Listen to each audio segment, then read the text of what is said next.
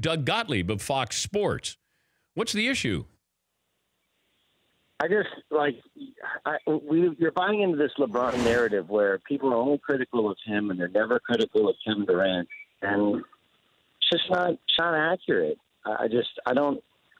We are critical of both. And if anything, we're not critical enough of LeBron because, we keep talking about how his team doesn't have the supporting cast. They did. Kyrie was upset. He wanted out. All you got to do if somebody wants out is, you mean to tell me you can't log a phone call or get on a private plane and go see him and work things out, sit at a table?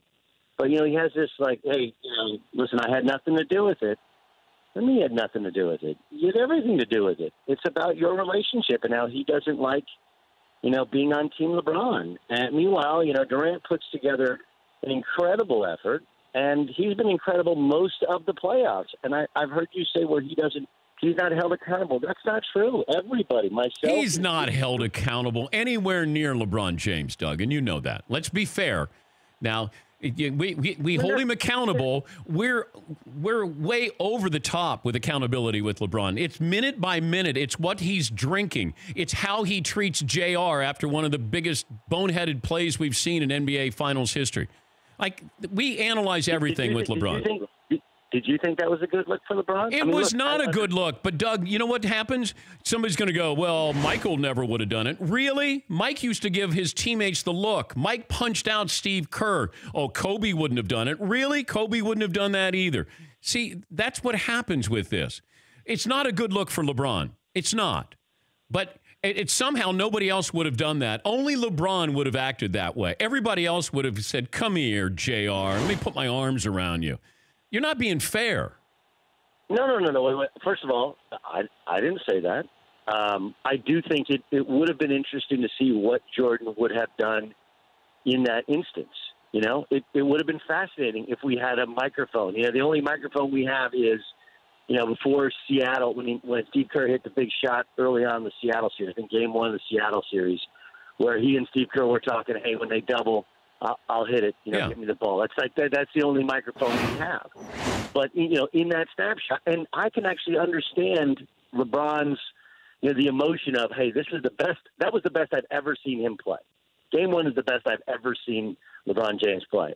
And the levels of incompetence, look, George Hill didn't make the free throw. George Hill makes a free throw. None of this happens.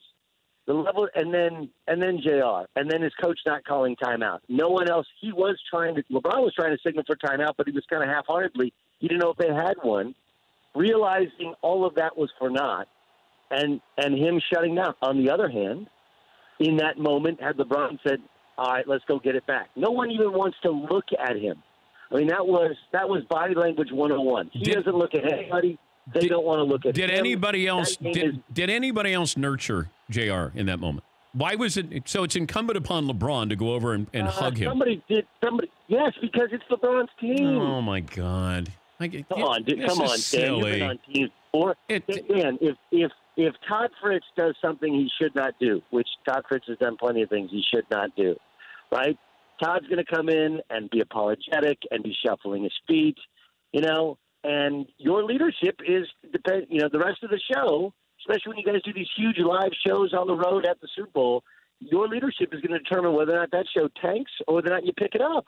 Right. But anyway, let's just get back to Kevin Durant. Okay. Everybody pointed out how bad he was in the middle of that Houston series. He carried them early in the Houston series. He carried them against San Antonio. He carried them against New Orleans. And then he was awful for a couple games. And it was weird. He seemed to not know when to do what and when to go one-on-one and when to pass the ball. And then even in Game 7, he was very passive at times. But he was spectacular in Game 2 where he was efficient. And, Steph was 6 of 20 before he went on that crazy run late in the game. And then last night, that's as good as he can play. But what a luxury. What a luxury he has. What a luxury Kevin Durant has. I mean, I got guys that I can afford an off night, and if as long as we win, I'm not going to get criticized. LeBron, hold on. When LeBron shut Game 1 against the Celtics, he shut it down. And he was smart to do so, by the way, because he knew he had to save his energy for Game 2. Yes. Right? Yeah. But no one was critical of him for not playing well and shutting it down in Game 1. No one was critical of him for shutting it down, I think, in Game 5 when he didn't play particularly well. Everything is a referendum on him, Doug. You know that. Everything LeBron does. The fact that people were breaking down how he drank water, including people at your own network, did you call them out because they're analyzing LeBron drinking water and what the body language is there? Nobody is scrutinized like LeBron in sports. Nobody. For more Dan Patrick Show, tune to Audience Channel 239 on DirecTV or download the Dan Patrick Show app.